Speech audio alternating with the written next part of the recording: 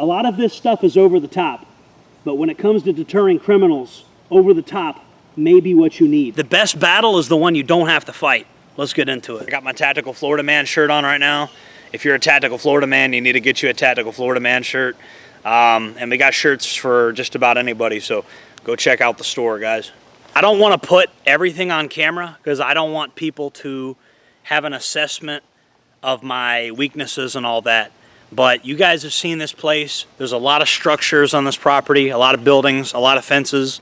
I actually have a structure over to my left over here, and I don't like putting it on camera. It's been on camera a couple times, and I show parts of it on camera, but there's kind of like some secrets here I don't want everybody knowing. OPSEC, operational security, is very important, and I compromise a lot of my own OPSEC because I want to educate people, and it's just a trade-off, you know.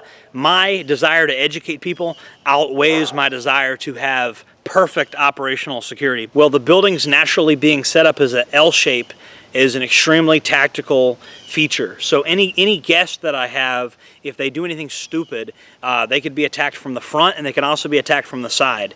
So you naturally have the property arranged in a way that there's an L-shaped ambush, right? So this is how you set up like a compound, and there's a lot of places you can buy that already kind of look like this, that can be retrofitted. The only thing you need to add is you need to add like a fence. You need to add a fence, and you need to add some lighting, and then you need to take the pre-existing structures and kind of use them to your advantage. It says, you know, no stupid people beyond this point, and you know, it's very deliberately looks like a checkpoint, and then you know, you have an assertion of like, you know, who this place belongs to. You know, I actually did have an incident here that law enforcement responded to, and it was very clear who owned this land, because when you see a big sign that says, you know, welcome to Jared Farm, I mean, that serves a lot of purposes. You know, it needs to be unmistakable, you know, who owns the place, and signage like that is very important, and it's also just good for the morale of the people that live you know, on your property. Like if you are a landowner or something like that, like a setup like this would be very common in a place like South Africa. This is not a high security place, but I would say this is a medium security setup. I wouldn't say this is a high security setup. The lights I have on this piece of property are a bit excessive, but that's kind of going more toward the high security aspect. But when I say this place is, I have this as a medium security farm setup, this is kind of like what you'd see in the safer areas of South Africa. You would see a farm that has a very combat-focused setup to where the farmers could defend themselves if they want to. You're going to want to make sure you have locks on your gates and all that, and then you want to control who's exiting and who's entering, and then you want to have, like, realistically, men have to start being the man of the house. You know, you don't want your family just running around not knowing where they are and stuff. I just don't think that's a good way to raise a family, me personally. And that brings me to my next point. You got to understand the majority of the security threats are probably going to come from your children, your teenagers. They don't know how the world works, and they're going to potentially invite people over that, worst case scenario, people that may be trying to scout you out and kill you.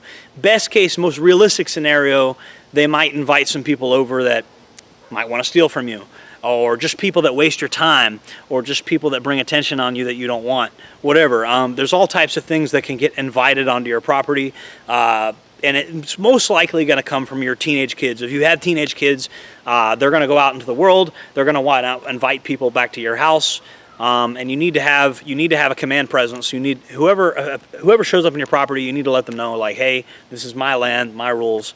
And we're real big on that out here. I'm particularly big on it. Some people say that you should fence in your entire property.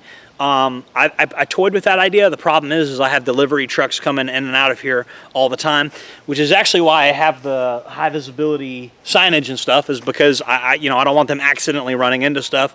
And I do have delivery trucks and Amazon Prime and all kinds of shit coming in and out of here constantly. We had some sheets of fiberglass that were delivered here, just different shit, So there's always people coming and going, and if you have a large amount of traffic, then this having this signage and having like reflective signage signage and stuff like that is 100% necessary. On the other side, I even have reflective tape around the fence posts and things like that. So I'm very big on having like a high visibility setup.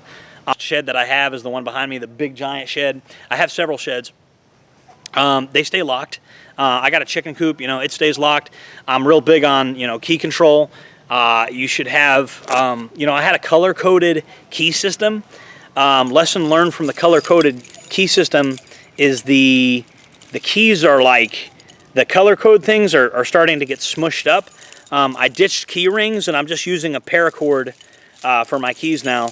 And the paracord for the keys is awesome because I can put the keys in my pocket and it's not painful to have all those keys in my pocket. Whereas if it was a big key ring, it's just painful and the keys don't really float around in your pocket like they need to. I think paracord as a key ring is a really good thing.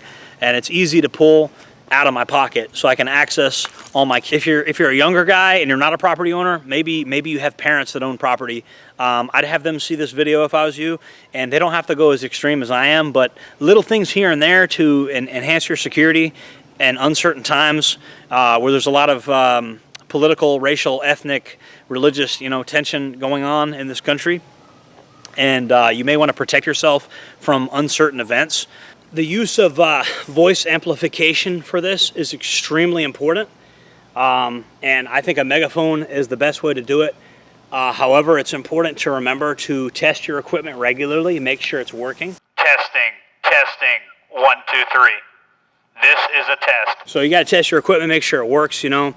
If you really do have people that come on your property with hostile intentions, you know, like I said, if you have a medium security operation that you're running, it definitely makes sense to have this. It's not cost prohibitive. With all this other stuff we're doing, this is definitely not cost prohibitive. You're looking at about 70 bucks ish, somewhere in that range. You know, you could go even cheaper, but I would get a good one. Ultimately, the lengths you're willing to go to protect your property is up to you. But I would have a less than lethal option available for the vast majority of real threats, vicious dogs, mental patients, drunk people, wild animals, whatever. A lot of that can be dealt with pepper ball, and the legal liability you're incurring to yourself is a lot lower. Furthermore, if somebody on your team is a convicted felon, convicted felons can own this. Doesn't mean you do stupid stuff with it, but you know, you can own this as a convicted felon. I would make sure to have the means to reload. You notice I have multiple magazines for this thing that I keep on my load-bearing equipment so that I have the capacity to reload if I need to.